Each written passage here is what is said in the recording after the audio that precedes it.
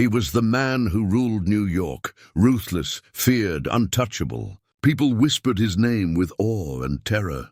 But one stormy night, in a luxury restaurant filled with glitter and ego, a simple waitress dared to stand up to him. When the arrogant billionaire yelled, the room froze. No one had ever talked back to Ethan Hayes, until she did. And with just one calm, fearless sentence, she shattered his pride, exposed his loneliness, and awakened the humanity he'd buried beneath money and power. What began as humiliation turned into obsession, redemption, and a love story the world would never forget, all sparked by one woman's courage to speak the truth. The restaurant buzzed with the soft hum of conversations, glasses clinking and violins playing in the corner. It was one of those high-end places in downtown New York where the chandeliers seemed to cost more than most people's houses. The air smelled of truffle butter and arrogance, and at the center table sat Ethan Hayes, the billionaire no one dared to cross. His dark, tailored suit fit like it was stitched by angels, his steel-gray eyes scanning the room as if he owned every brick in it. He didn't smile, not even when the manager came rushing to check if his water had the exact temperature he'd requested. Across the room, Lily worked quietly behind the counter, wiping glasses with the same calm patience that life had forced on her. She was a waitress here, but to her little brother back home in Ohio, she was the hero who sent money every week so he could keep going to school. Tonight had been brutal. 3 double shifts, 1 burnt hand, and a table that wouldn't stop sending food back. She just wanted the night to end. But fate had other plans. At 9:45 p.m., the maitre d' approached her, whispering nervously, "Lily, table 7 wants a refill on the Bordeaux. Be careful, it's Mr. Hayes." Lily nodded, unaware that this simple act would change her life forever. She approached with her notepad, her tired smile in place, and poured his wine gently, trying not to disturb the tension already radiating from him. "Excuse me, sir, would I like you to what?" Ethan cut her off sharply, his tone slicing through the air. Conversations at nearby tables faltered. He leaned back in his chair, his voice dripping with disdain. "Do you even know what year this wine is? You don't pour it like that. God, do they hire anyone off the street here?" A quiet gasp went around the restaurant. Lily froze, her cheeks burning. Every eye in the room was on her, and Ethan's lips curved into a smirk, as if humiliating her was a sport he'd mastered. I'm sorry, sir," she stammered. "I didn't mean to," he mocked, his voice rising. "Do you know how much this bottle costs? More than your monthly paycheck, I'm sure."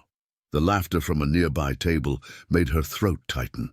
But instead of walking away, she placed the bottle gently on the table, straightened her back, and looked him dead in the eyes. Something in her gaze caught him off guard. There was no fear, only quiet strength. "You're right, Mr. Hayes," she said softly, her tone calm yet piercing. "This wine probably costs more than my paycheck, but money doesn't buy manners or happiness. And judging by how you treat people, I'm guessing you're out of both." The restaurant went silent. Forks hovered midair. Even the violin stopped. Ethan's jaw clenched, his confident smirk flickering for the first time. For a heartbeat, no one breathed. Then Lily turned and walked away, her steps steady, her heart pounding. She expected to be fired before she reached the kitchen, but all she felt was free. The manager rushed toward Ethan, whispering apologies, but the billionaire didn't respond. He sat still, staring at the half-filled wineglass, as if seeing himself for the first time. Across the room, an elderly woman at another table smiled faintly at Lily, giving her a small nod of approval. Outside, the night had begun to rain, and as lightning flashed against the window, Ethan's reflection looked almost lonely. His assistant leaned in, whispering, "Sir, should I call security?" Ethan didn't answer. His thoughts were somewhere else, haunted by the waitress's words that hit deeper than any business deal ever could. That single sentence had cut through the noise of his empire, revealing something he hadn't felt in years: shame. He picked up his glass, staring at the red liquid swirling inside. It looked like everything he'd built, rich, perfect, and empty. In the kitchen, Lily took off her apron, exhaling shakily. Her friend Marcy whispered, "Oh my God, are you crazy?" "That's Ethan Hayes. He could destroy this place." Lily smiled faintly. Maybe, but someone had to tell him. Outside, Ethan stood by the window, watching her reflection through the glass wall that separated the elite from the ordinary. Something about her reminded him of a face he'd tried hard to forget. The way she spoke, the calm defiance, it echoed someone from his past. Someone who once told him almost the same words before she walked out of his life forever. He loosened his tie, his pulse quickening. "Get me her name," he muttered to his assistant. The man blinked. "Sir? The waitress, Lily. I want to know who she is." The assistant hesitated. "Is there a problem?" Ethan's expression darkened. "That's what I intend to find out." Outside, the rain thickened, washing the city in silver streaks as if erasing the boundaries between rich and poor, powerful and powerless.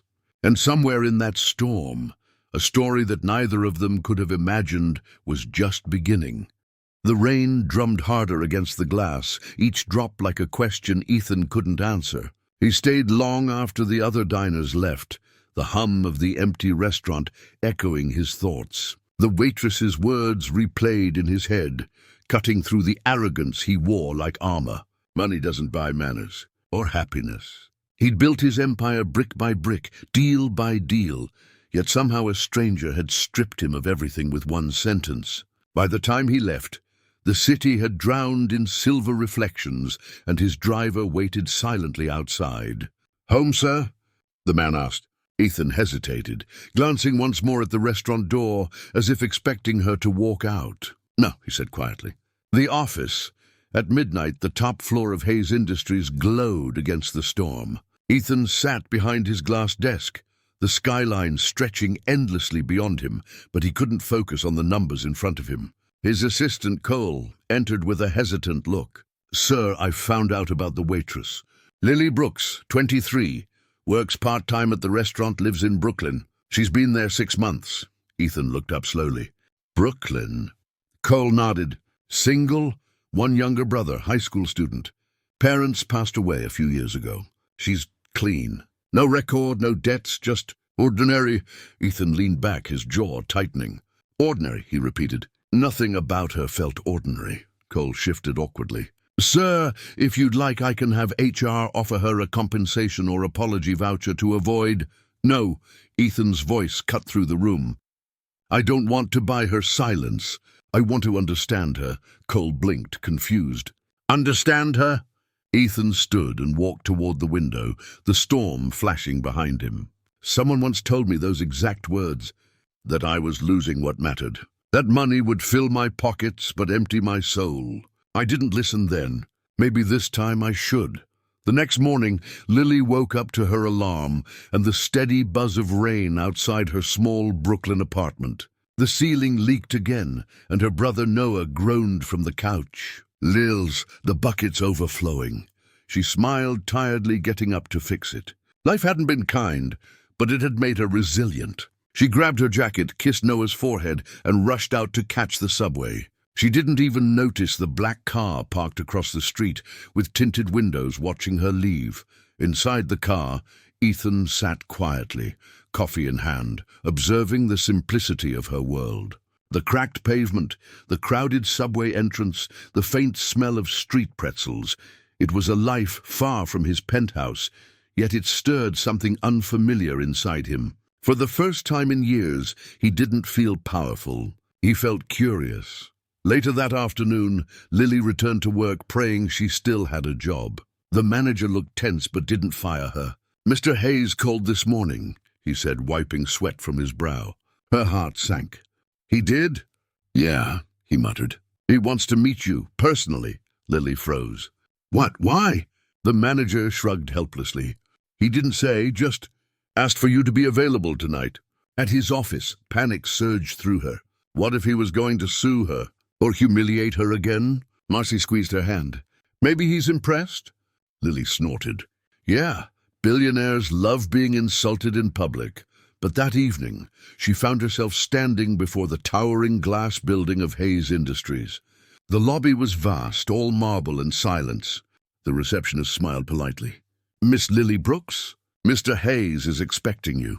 Her stomach twisted as she took the elevator to the 60th floor. When the doors opened, she found him standing by the window, hands in his pockets, the city lights reflecting off his face. He turned, and for a moment neither spoke. Gone was the arrogance, the cruel smirk. His eyes looked tired. "Human, you came," he said softly.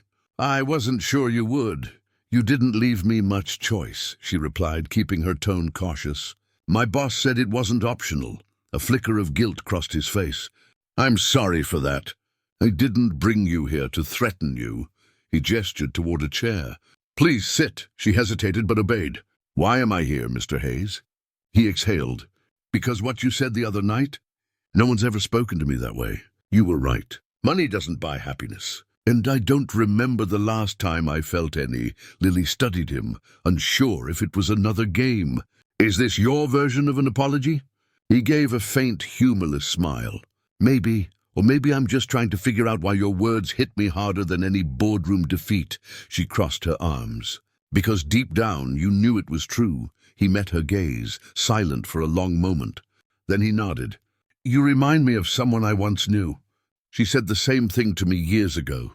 I didn't listen and she left." Lily frowned. "A girlfriend?" "My mother," he said quietly. "She was a waitress too. I swore I'd never live her life. I thought money would make me different, better. But somewhere along the line, I became the very man she hated."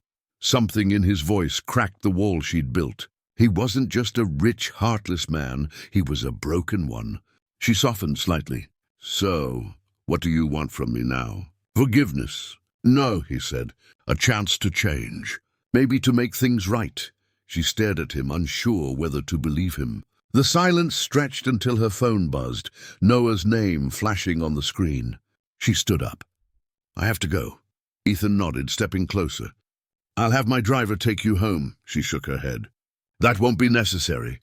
She walked out, leaving him staring at the elevator doors long after they closed. For the first time, Ethan Hayes didn't feel in control, and that terrified him. Outside, Lily's heart raced. Something about his eyes haunted her, the mix of regret and curiosity. She didn't want to care, but part of her wondered if behind that arrogance was a man still capable of redemption. And as the night fell again over the city, neither of them knew that their lives had just intertwined in ways neither fate nor money could undo. The next few days passed like the calm before a storm. Lily tried to pretend the meeting hadn't happened, but Ethan's words lingered in her mind, echoing every time she closed her eyes. At the restaurant, things returned to normal. Customers, noise, the smell of grilled salmon. But deep inside, something had shifted. She caught herself glancing at the door every time it opened, half expecting the arrogant billionaire to walk in again. Meanwhile, Ethan found himself restless in ways he couldn't explain. His office meetings bored him, numbers blurred together, and the constant praise from investors felt hollow. Every decision he made was suddenly followed by a question he'd never asked himself before. Is this worth it? He tried to ignore it, but the voice in his head was louder than ever. One morning he told Cole, "Cancel my afternoon meetings. I'm going out." Cole blinked, startled. "Out, sir? To where?" Ethan adjusted his cufflinks, his tone calm but final. "Somewhere I should have gone a long time ago." He arrived at the restaurant quietly, no entourage, no noise. The staff froze as he entered, whispering among themselves. Lily was in the middle of serving a family when she felt the shift in the room. Her heart stopped when she saw him standing there, dressed down, no suit, just a simple shirt and jacket. He looked different, human. Before she could say anything, the manager rushed forward, flustered. "Mr. Hayes!" "Welcome back, sir." Ethan raised a hand. "Relax. I'm just here for coffee." He walked past everyone and sat at a corner table by the window, the same window where rain had once blurred the world outside. Lily hesitated before approaching him, gripping her notepad tightly. "Mr. Hayes," she said softly, "this isn't your kind of place for coffee." He smiled faintly. "Maybe it should be." She frowned but poured his cup. "You don't strike me as the type who drinks diner coffee." "You'd be surprised," he replied, taking a sip. "Sometimes the simplest things taste better when you've lost everything else." She didn't know what to say, so she turned to leave, but his voice stopped her. "Lily," he said quietly. "I've started a new program. For hospitality workers. Scholarships, training, health coverage. I'm naming it after my mother." She froze, looking at him in disbelief. "Why are you telling me this?" "Because," he said, meeting her eyes, "you inspired it." Lily blinked, caught between suspicion and shock. "You barely know me." "Maybe," he admitted. "But you made me see something I'd forgotten. That kindness isn't weakness, and dignity doesn't depend on wealth." Her lips parted slightly, her throat tight. "Mr. Hayes," "Ethan," he corrected gently. "Call me Ethan." She hesitated. "You really expect me to believe this? That one argument made you change your whole life?" He leaned back, sighing. "No, but it reminded me I had one worth changing." The sincerity in his eyes disarmed her. The same man who once belittled her now looked almost fragile, like someone learning how to be human again. She wanted to stay angry, but something about him felt genuine. "If you're serious," she said finally, "then do it for others. Not for me," he smiled softly. "That's the plan." She nodded, her guard still high, but her eyes softened. "Good, because I'm not interested in being another one of your redemption projects." "You're not," he said quietly. "You're the reason there is one." Before she could respond, her phone buzzed again. This time the text made her heart drop. Noah collapsed. Hospital. The world tilted. She grabbed her apron, panic flooding her chest. I have to go." Ethan stood instantly. "What happened?" "My brother," she said, trembling. "He's sick, I need to—" He didn't let her finish. "I'll drive you." "No, I can't. You can argue later." "Let's go." Minutes later they were speeding through traffic in his black car. The city blurred past, the storm returning like a reflection of her fear. She sat in silence, clutching her phone, her mind spiraling. Ethan glanced at her, his voice calm. "Which hospital?" "Brooklyn General," she whispered. When they arrived, she rushed inside, Ethan following a step behind. The doctor met her in the hallway. "You're his sister."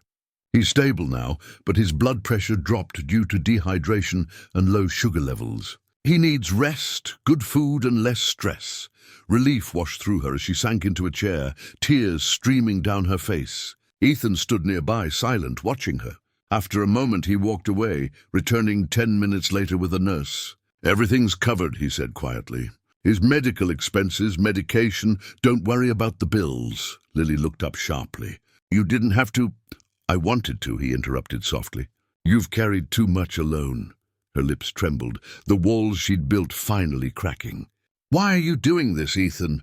He looked at her with a kind of sadness she couldn't name. "Because no one ever did it for me." For a long time they sat there in silence, two people from different worlds, connected by something neither could explain. Outside, the storm began to fade, and the first rays of morning light broke through the clouds, spilling over the hospital floor. For the first time in years, Ethan Hayes didn't feel empty. He felt human, and Lily, though still wary, felt something she hadn't felt in a long time: hope. The morning light crept into the hospital room, washing everything in a soft, golden hue.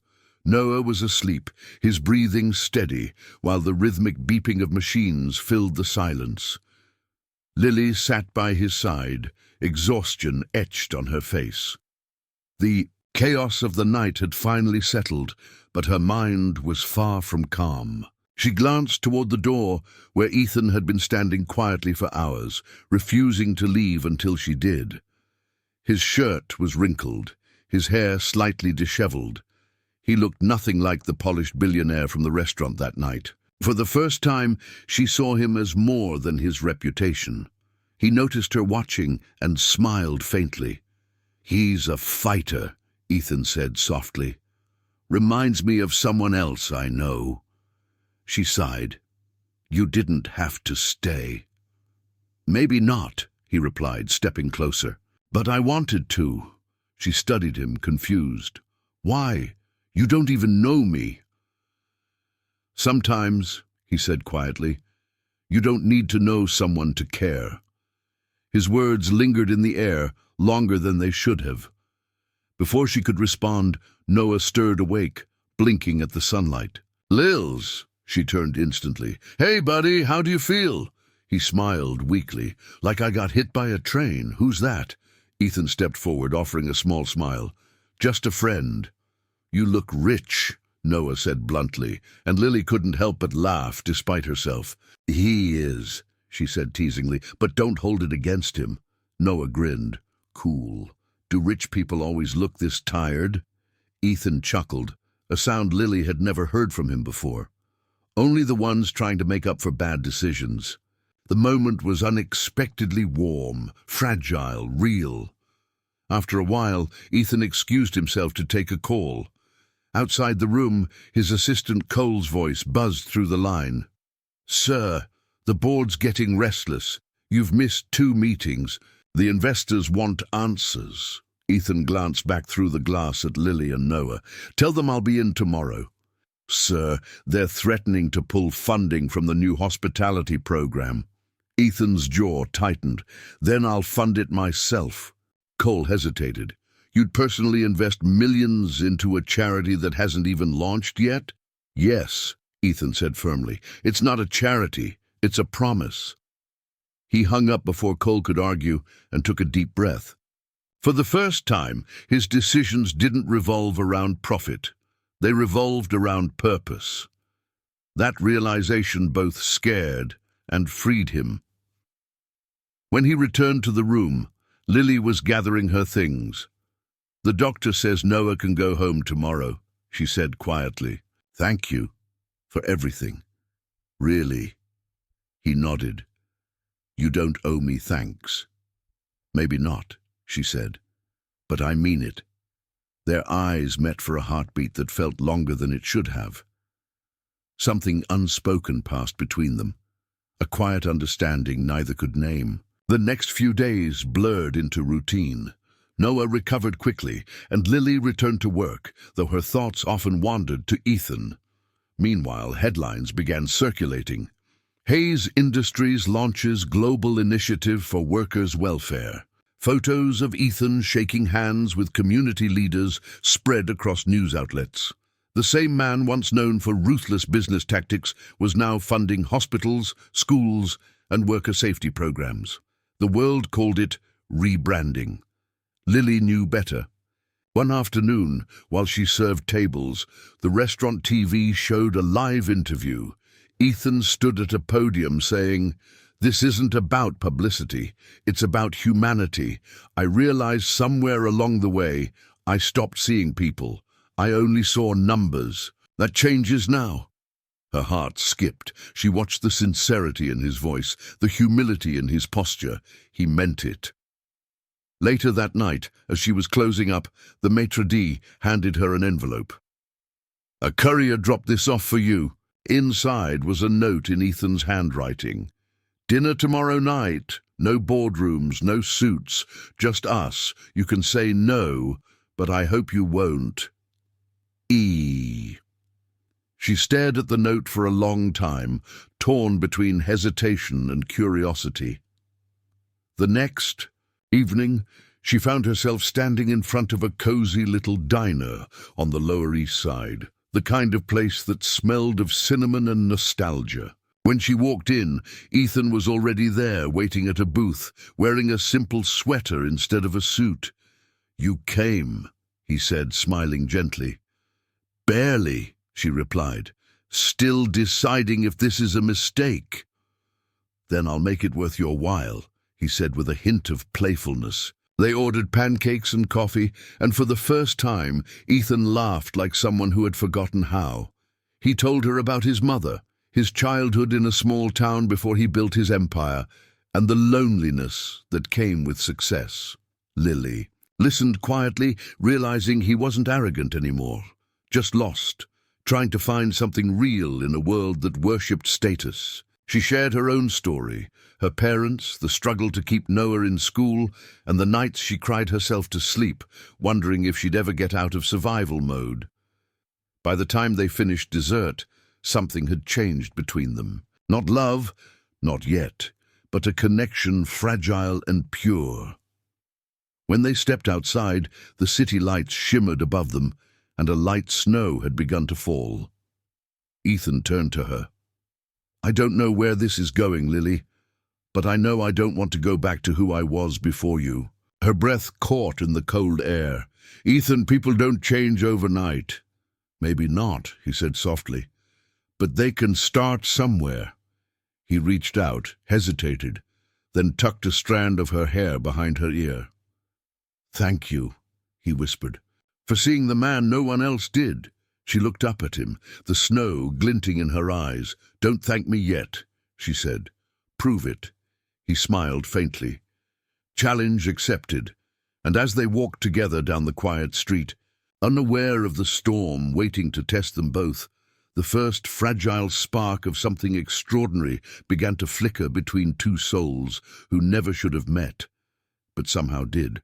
The snow fell thicker that night, soft flakes swirling under the city lights as if time itself had slowed to watch what was unfolding. Ethan and Lily walked side by side in silence, their breaths visible in the cold air, the distance between them small but charged with meaning. For weeks they continued to see each other, quiet dinners, long walks, and moments of laughter that Ethan hadn't felt in years. The world noticed the change in him too. Business reporters called it the Hayes transformation, but to Ethan it wasn't about image, it was about redemption. He'd stopped yelling at board members, started funding shelters, and even spent weekends volunteering at community centers. Yet despite the calm that had replaced his arrogance, something darker brewed in the shadows of his empire. One evening, Cole barged into Ethan's office, his voice tense.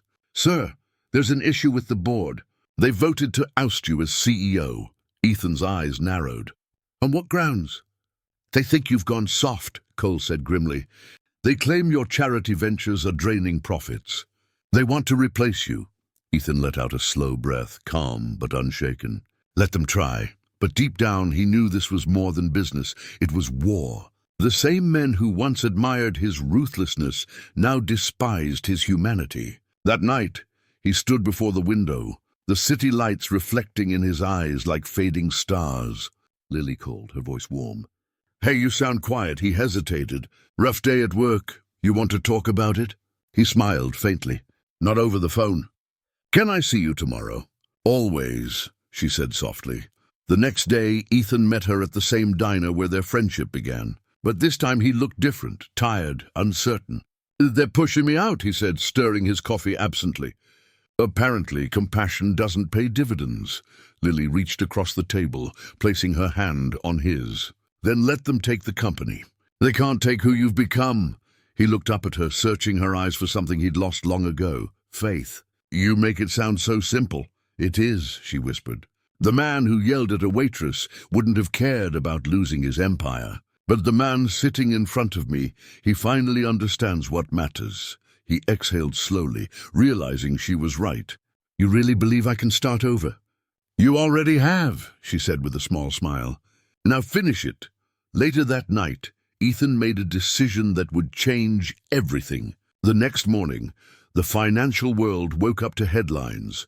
Ethan Hayes steps down as CEO, donates majority shares to Hayes Foundation. The news exploded across social media. Investors were furious. Analysts called him insane, but ordinary people, the waiters, cleaners, clerks, called him something else. Human. Lily watched it all unfold on the diner TV, tears in her eyes. She knew this wasn't a fall from grace. It was a rise from emptiness. That evening, Ethan appeared at the restaurant again, this time with no guards, no suit, just a quiet smile. "You really did it," she said as he approached. "You walked away." "I didn't walk away," he said softly. "I walked towards something better." They stood there, the world moving around them, but for a moment everything was still. "So what now?" she asked. He smiled faintly. "Now I learn how to be the man my mother wanted me to be. Maybe teach myself to make pancakes that don't taste like cardboard." She laughed. "That's a start." He hesitated, his eyes softening. "And maybe, if you let me, I'll try to earn your trust. Not as Ethan Hayes, the billionaire, but as Ethan Hayes, the man who's still learning." Lily's heart ached at the honesty in his voice. She didn't answer immediately. Instead, she took his hand, her thumb brushing his knuckles. "Then let's both learn," she said. "You to be human, and me to believe people can change." He smiled, and in that moment, the city around them seemed to blur, leaving only the two of them standing under the falling snow. Months later, Hayes Foundation opened its first community school in Brooklyn, named the Lily Brooks Learning Center. Cameras flashed as Ethan stood at the podium, addressing a crowd of children and workers. "This place is not about wealth," he said. "It's about second chances. Someone once reminded me that happiness isn't found in what you own, but in what you give." He glanced at Lily in the front row, her eyes glistening with pride. When the applause filled the air, he stepped down, walked straight to her and whispered, "You were right." She smiled. "About what?" "Money doesn't buy happiness," he said. "But love might." She laughed softly as he pulled her close, the crowd cheering, the snow falling once again just like the night they first met. And in that moment, the arrogant billionaire who once yelled at a waitress became the man who finally found peace in her smile.